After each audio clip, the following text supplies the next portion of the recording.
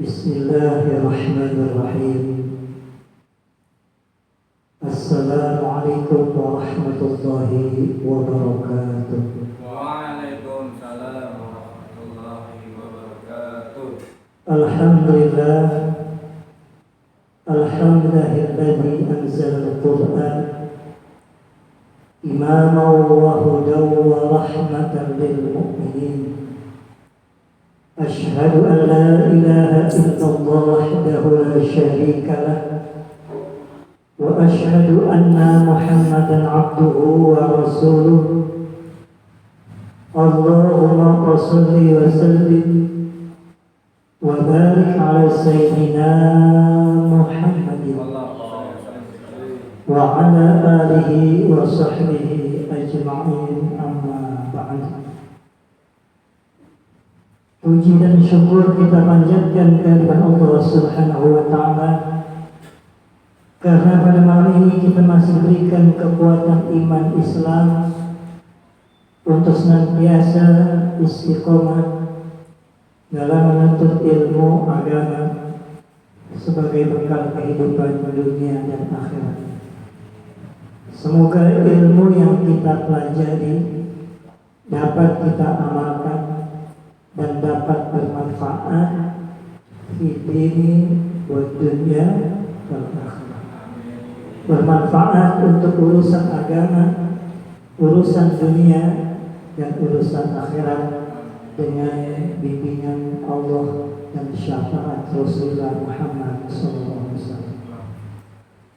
Salawat dan salam kita haturkan kepada penghulu alam, seorang manusia pilihan yang indah akhlaknya, pemberi syafaatul uzma pada hari akhir nanti, yang tiada bisa menolong kita kecuali Rasulullah Muhammad SAW.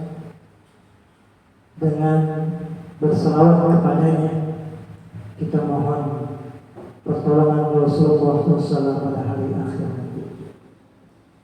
Para jamaah yang istiqomah, mari sama-sama kita awali ta'lim ini dengan baca Al-Quran, membaca surah Fatihah. Kita niatkan ikhlas karena Allah. Mudah-mudahan Allah berikan kita kesehatan, Allah panjangkan umur kita, Allah mudahkan urusan dan hajat kita, Allah istiqomahkan jiwa dan raga kita untuk senantiasa beribadah kepada Allah Subhanahu wa ta'ala. Dan tidak lupa berdoakan kepada kedua orang tua kita, ayah ibu kita, kakek nenek kita, guru-guru kita yang sudah berpulang ke rahmatullah. Mudah-mudahan Allah ampuni segala dosa-dosanya, Allah luaskan kuburnya, Allah terima segala amal ibadahnya. Dan untuk orang tua kita, ayah ibu kita, kakek nenek kita, guru-guru kita yang masih hidup, mudah-mudahan diberikan kesehatan, mendapat perlindungan dari Allah dan istiqomah dalam mengajarkan ilmu kepada kita. Al-Fatihah bimardawatillah ala hadhihi niyyah wa ala kulli salihah wa ila hadratin Nabi Mustafa Muhammad sallallahu alaihi wasallam wa ala alihi wa ashabihi wa azwajihi wa dhurriyyatihi wa baitihi al-kiram, خصوصا جميع العلماء والأولياء والحبائب في كل مكان وفي كل زمان. واستغفر لك حاجي محمد الاستغفاري عبد الرحمن في بوغل، واستغفر لك إبراهيم الإسلامي، وخصوصا إلى أبينا وأمينا وأجداد جداتنا ومعلمينا وأستاذنا وحاجاتنا. الفاتحة. أعوذ بالله من الشيطان الرجيم. بسم الله الرحمن الرحيم. الحمد لله رب العالمين الرحمن الرحيم مالك يوم الدين. إياك نعبد وإياك نستعين. اهدنا الصراط المستقيم صراط الذين أنعمت عليهم غير المغضوب عليهم ولا الضالين.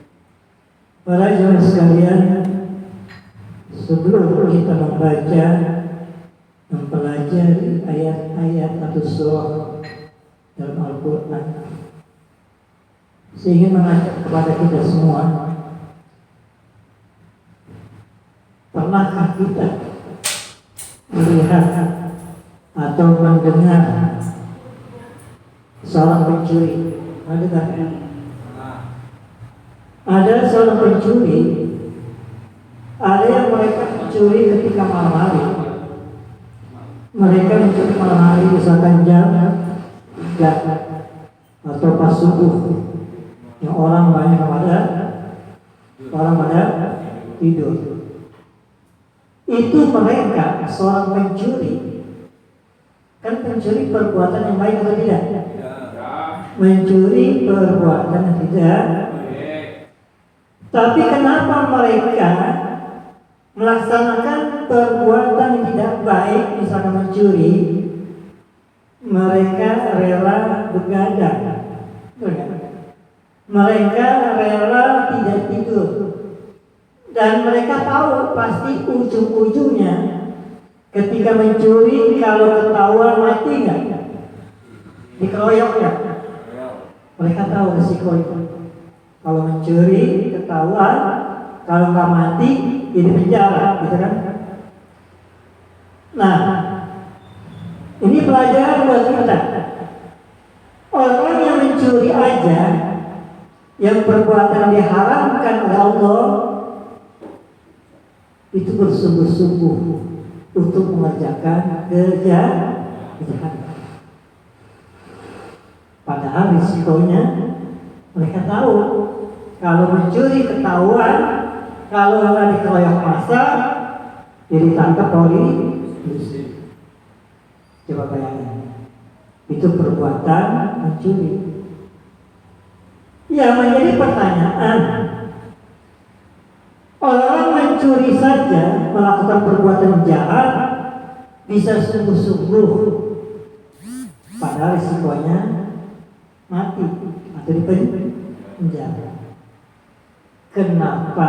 Pertanyaannya, kenapa kita melakukan kebaikan yang Allah dan Rasulnya sudah menjadikan surga?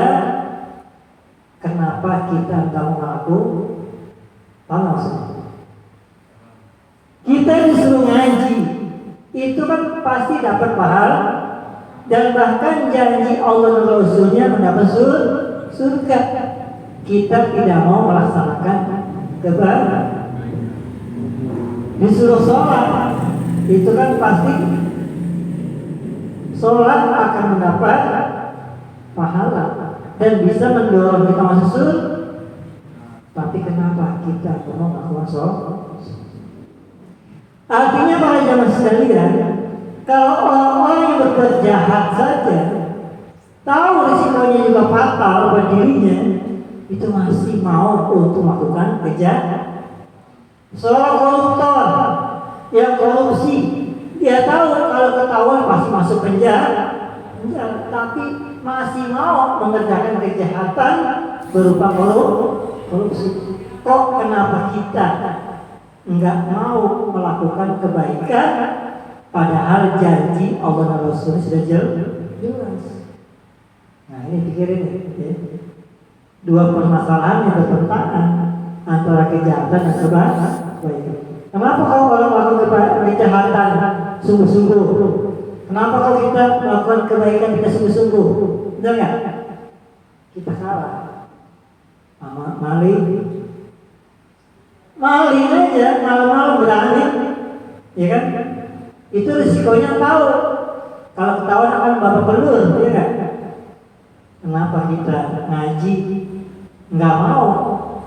Padahal janji Allah dan Rasulnya sangat jelas.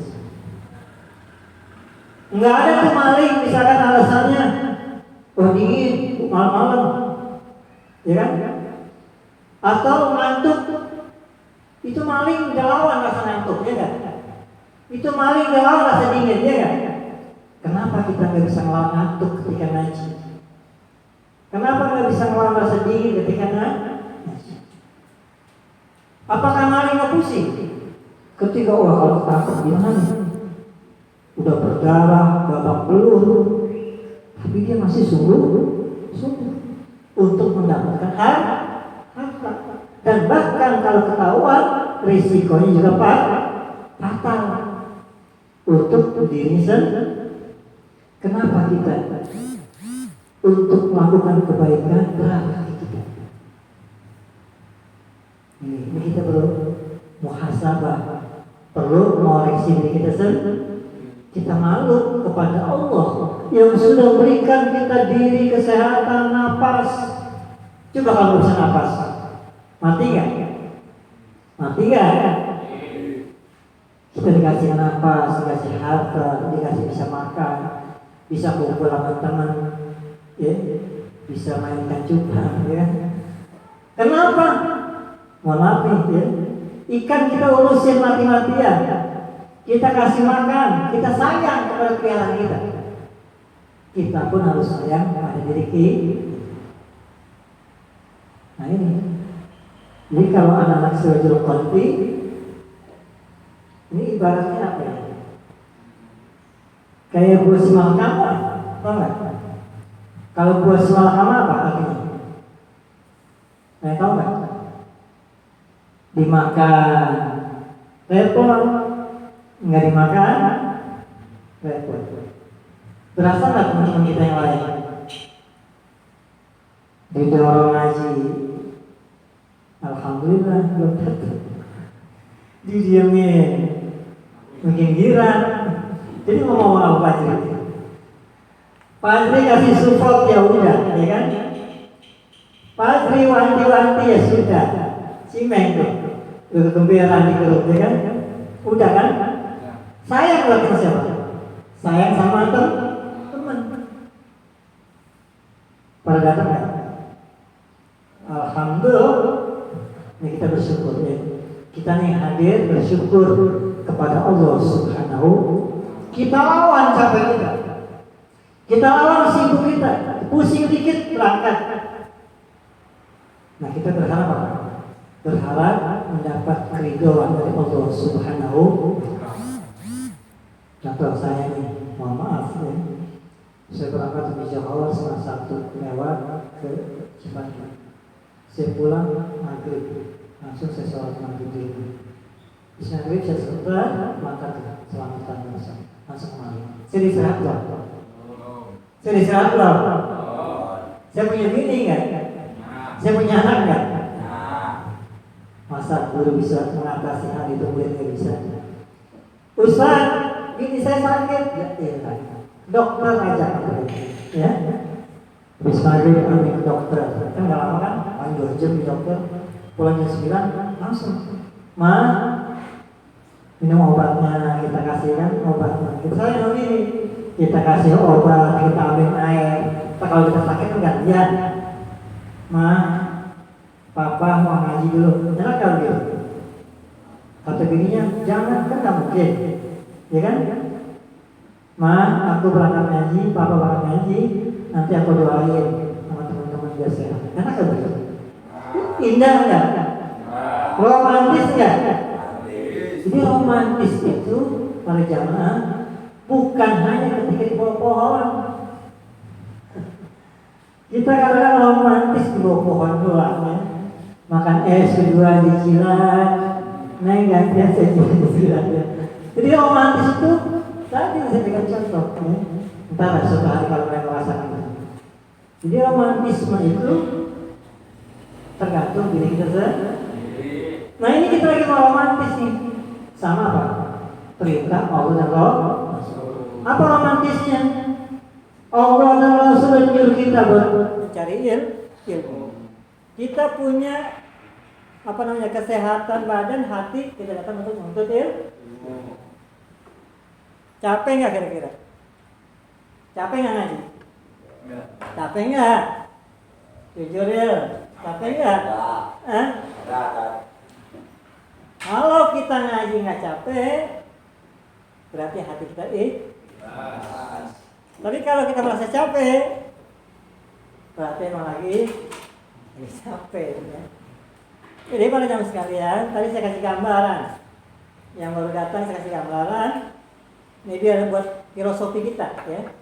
Jadi kalau maling aja jam 4, jam 3 dia bisa nahan dingin, nahan ngantuk untuk melakukan kejahatan, mencuri harta orang, Dia tahu risikonya pasti ketangkep atau babak belur. Kenapa kita tidak bisa melawan capek ngantuk kita untuk melakukan kebaikan? Masa kita kalah maling, ya? Itu maling kan saya katakan udah tahu risikonya kalau ketahuan orang mencuri, kalau nggak babak belur ditangkap polisi, dan dia tahu itu kejahatan yang dilakukan.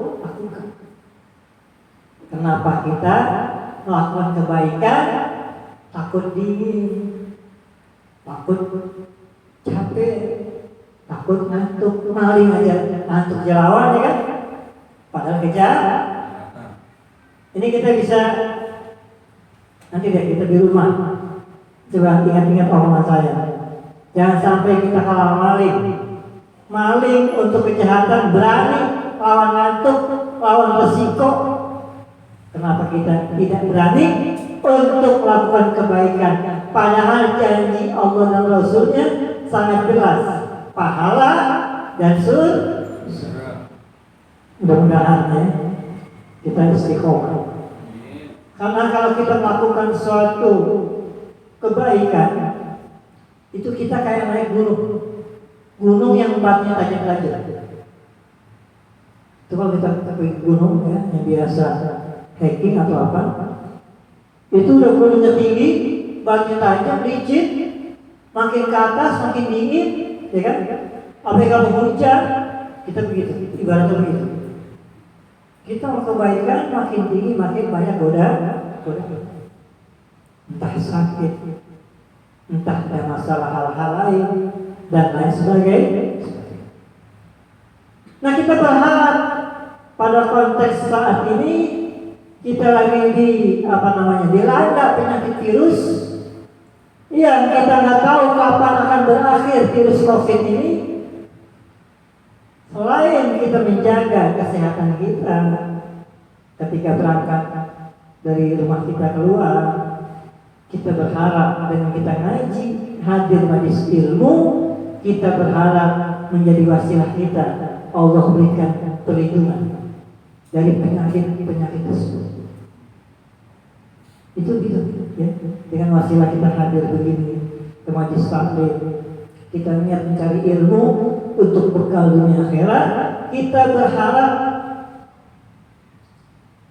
kita mendapat perlindungan dari Allah dari virus tersebut. Jangan bisa melihat dari media massa, elektronik dan sebagainya. Banyak gak ulama-ulama yang meninggal dunia?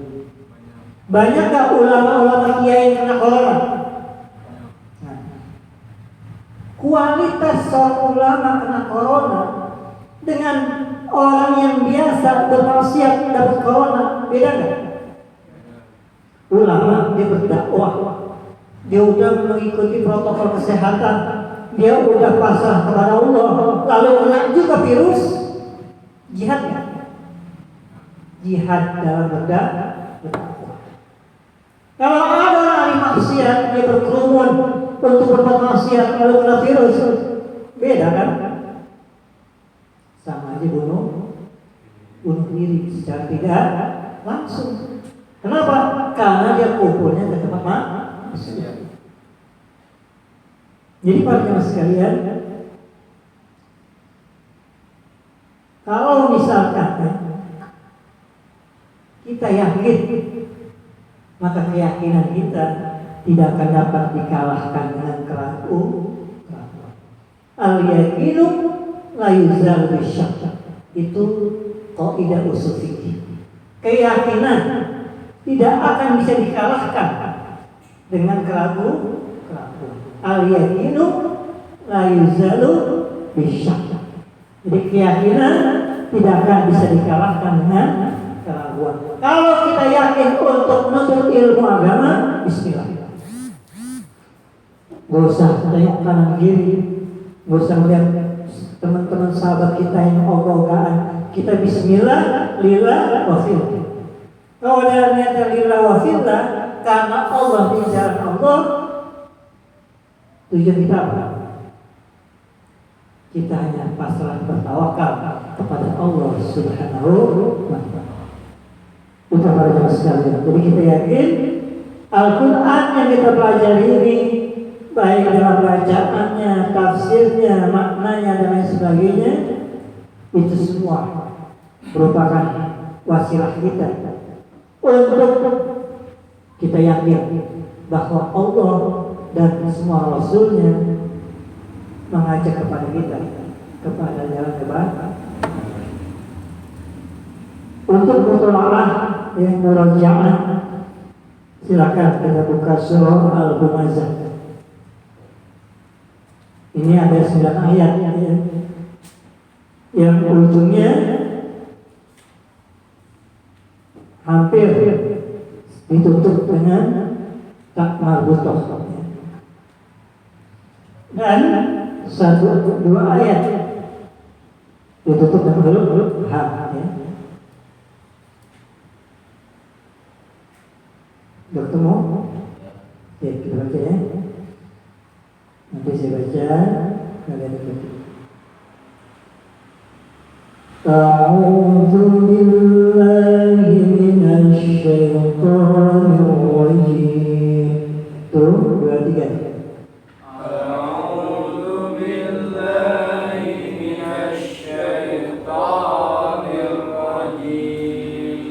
Bismillahirrahmanirrahim. Bismillahirrahmanirrahim. Wailul likulli humazatin lumazah. Wailul likulli humazatin lumazah. Alladzi jama'a malahu wa'addadah. Alladzi jama'a malahu wa'addadah. Yahsabu anna malahu akhladah. Yahsabu anna malahu akhladah. Kalla layunbadanna fil hutamah. Kalla layunbadanna fil hutamah. Wa adraka mal hutamah. Wa ma adraka mal hutamah. Narullahil muqadah. Narullahil muqadah. Allati tattali'u 'alal afidah. Allati tattali'u 'alal afidah. Innaha 'alaihim muqsadah. Innaha 'alaihim muqsadah. Fi 'amadin mumaddadah. Fi 'amadin mumaddadah. Ya, nanti ketika kita sholat atau biro sholat, kalau kita ingin membawakan surah Al-Humazah ayat 1 sampai 9, itu perhatikan ya, huruf-huruf makharijul huruf, terutama pada akhir ayat.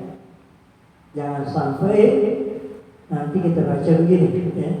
Ini sering kita temukan masyarakatnya. Wailul likulli humazatin lumazah. Misalnya, saking enaknya ya, saking enaknya, tapi hurufnya nggak pas. Seharusnya wailul likulli humazatin lumazah. Jadi jangan za. Ini penting ya, Al-Quran itu kan jangan sampai yang seperti Ustaz temukan Bisa dicek tuh di YouTube tuh. Ada ustazah terkenal, udah nasional skupnya, bayangin. Baca surat Al-Qadar berantakan. Ditambah yang nggak ada huruf, ditambah hurufnya. Kan harusnya bi'idni rabbihim, ya kan? Dibacanya bi'idnihi rabbihim. Yang harusnya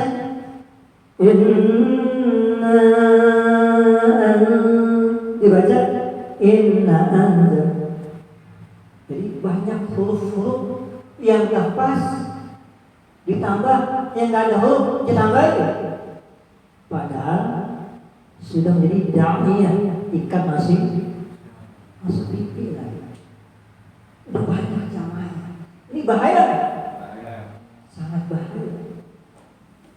Banyak orang berbondong-bondong pengen jadi da'iyah. Padahal baca Quran yang auzubillah min. Padahal Al-Quran itu pokok di dalam isi. Jadi kalau baca Al-Quran kita nafas, contoh kayak Al-Fatihah, sah nggak sholat kita? Sah. Atau minimal sholat kita nggak sempurna. Alhamdulillahi Rabbil Alamin. Susah buang logat daerah. Sadaqallahul Majid. Banyak kan? Banyak. Kenapa bisa begitu? Karena tidak berusaha untuk memfasihkan huruf hijab. Nah, kita yang masih punya kesempatan, yang masih dikasihkan umur, kita berusaha meningkatkan bacaan kita. Minimal bacaan sholat untuk diri kita sendiri. Nah ini ya, ini kelihatan sederhana surah Al-Humazah. Tapi kalau kita kurang murojaah, kurang ke belakang melihat kembali rujukannya, referensinya, dikhawatirkan bacaan Quran. Ya mungkin jamaah kalian sering mendengar, melihat, menonton banyak ya orang yang mengaku ahli agama yang udah punya nama, banyak Al-Quran kepleset, tapi tidak merasa kepleset. Udah baca Quran yang gak benar, makhraj hurufnya belagu-belagu menafsirkan Al-Quran. Na'udzubillah min. Mudah-mudahan kita nggak begitu ya. Kita ini berusaha dari kelelahan kita, capek kita dalam aktivitas sehari-hari dari siang, tetap kita hadir di majelis ilmu, bukan karena kita dipuji manusia, tapi untuk diri kita sebagai bekal kehidupan dunia. Minimal manfaat buat diri kita dan untuk keluarga. Silakan dibaca bersama-sama dari ta'awudz ya. Ya. Wahid, Ismail, salah. A'udzu billahi minasy syaithanir rajim. Bismillahirrahmanirrahim.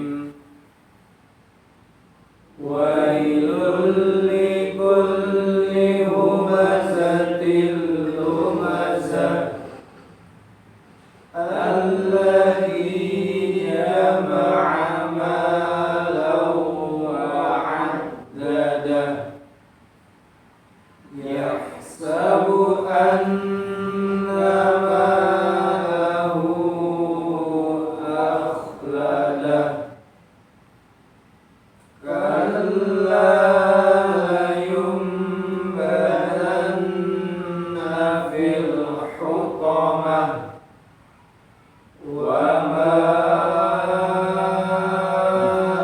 adraka mal hutamah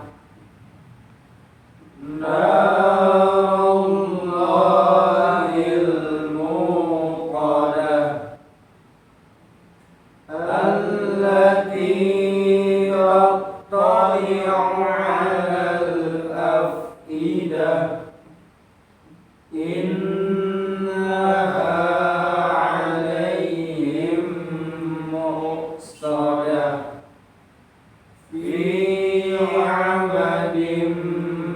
mumaddadah. Ya, jadi di ujungnya itu ada ta marbutoh. Itu pendek ya. Nah kemudian kalau ada ayat kedua pada ketiga diakhiri dengan huruf ha, kalau melanjutkan silakan ya. Kalau napas kita panjang di setiap ayat boleh kita lanjutkan ayat berikutnya. Tapi kalau mengukur napas kita nggak mampu, cukup kita baca ayat per ayat. Nah pada ayat pertama, kenapa dibaca misalkan wailul ya? Kenapa nggak wailun ya? Itu ada hukum ya? Bilang. Jadi hukumnya tidak dengung bi dengan la tidak guna dengannya. Kemudian pada ayat berikutnya itu pada kalimat humazafir sama hukumnya ya? Sama. Nah kemudian pada ayat kedua itu juga contoh pada kalimat al-layli itu yang mati yang apa ya? Dibaca kepanjangan atau mungkin terlalu kurang ya? Jadi baca al-layli, jangan al-layli walaupun sudah bagus tapi jangan sampai melebihi atau mengurangi panjang bacaan. Nah pada kalimat malam itu ada fathatain ketemu wawu itu apa? Idgham biguna malau. Nah pada ayat ketiga yang perlu diperhatikan, yang sering terkadang orang suka ya kurang diperhatikan pada kalimat malau panjang tuh itu ha ketemu apa? Apa hukumnya?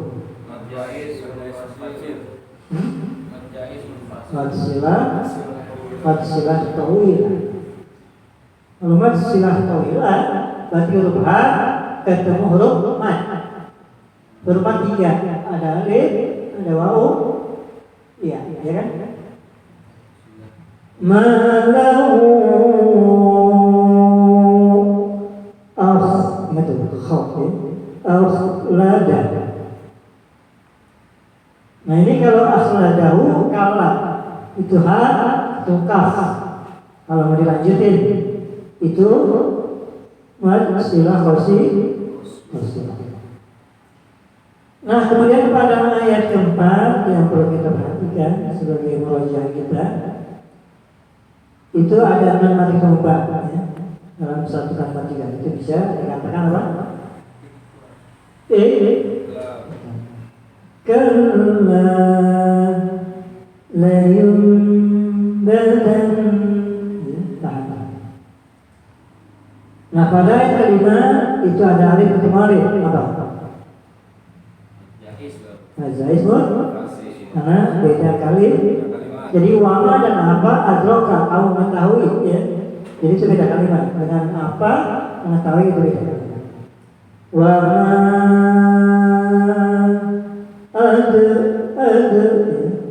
adroka. Kol-kolah kita pelajari itu kan ya. Ada kol-kolah yang apa namanya sugro dulu.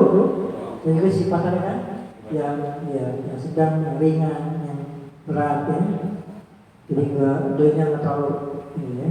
Wama adro. Nah pada ayat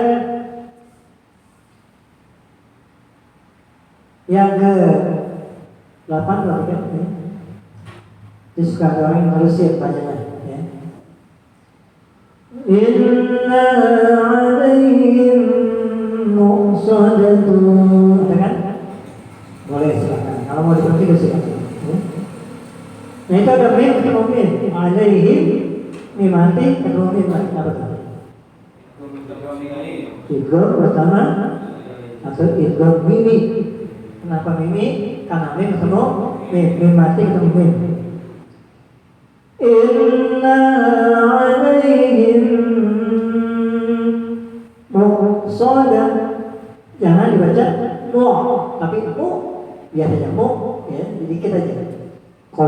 sebetulnya. Jadi antara alif dengan ain itu beda.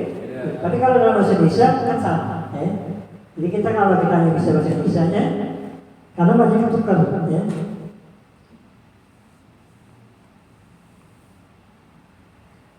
Fi itu cukup satu alif dua. Fi amadin. Nah itu juga jadi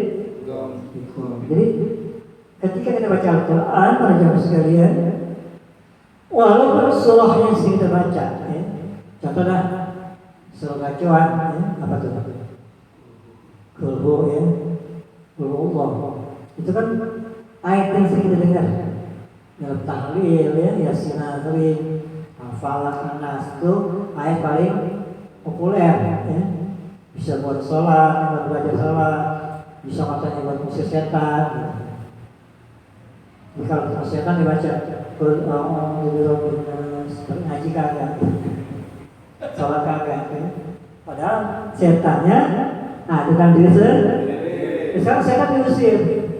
Ketemu setan pocong dibaca pulang bunga, kok setan yang kabur, dulunya setan. Ya. Kenapa dulunya setan? Maaf, bercanda ya. Karena dia baca surah An-Nas untuk musir setan, tapi dia nggak sholat. Karena ketika setan jadinya.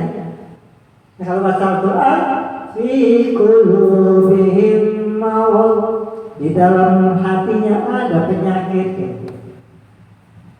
Penyakit hatinya. Hawanya nggak mau sholat, hawanya nggak mau ngaji. Jadi kita yang pertama kali yang kita lawan hawa nafsu. Apa hawa nafsunya? Rasa malas, rasa ogah. Kalau kita melawan diri kita sendiri dari rasa malas, kita Allahumma paksain, faktor-faktor teman bisa kalah. Betul kan? Kalau diri kita udah semangat ngaji, ya, kayak ada terpet. Dia tahu ketika jalan orang lain di depannya, mana real, mengaji besar. Kalau kita nggak bisa melawan diri kita, malas, susah. Jangan sampai begini, udah diri malas, salahin temennya. Udah temen gua, kalau mah balik nelfon. Kemarin ngopi, nggak ngaji, ya gua lupa. Padahal sengaja supaya karena.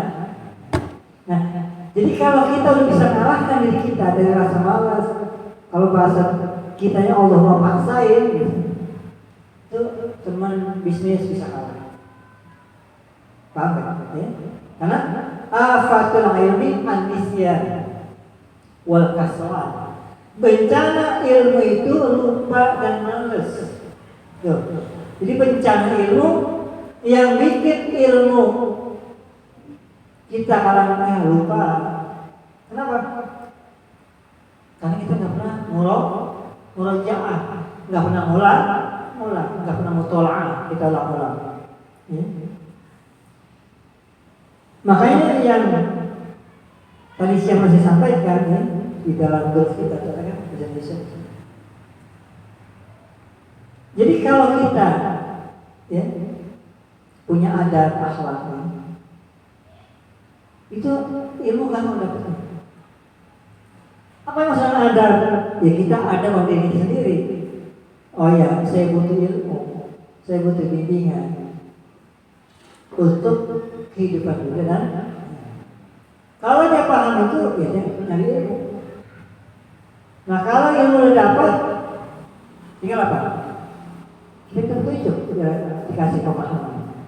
Kalau pemahaman ilmu kita luas, kita makin bijak, jangan marah-marah.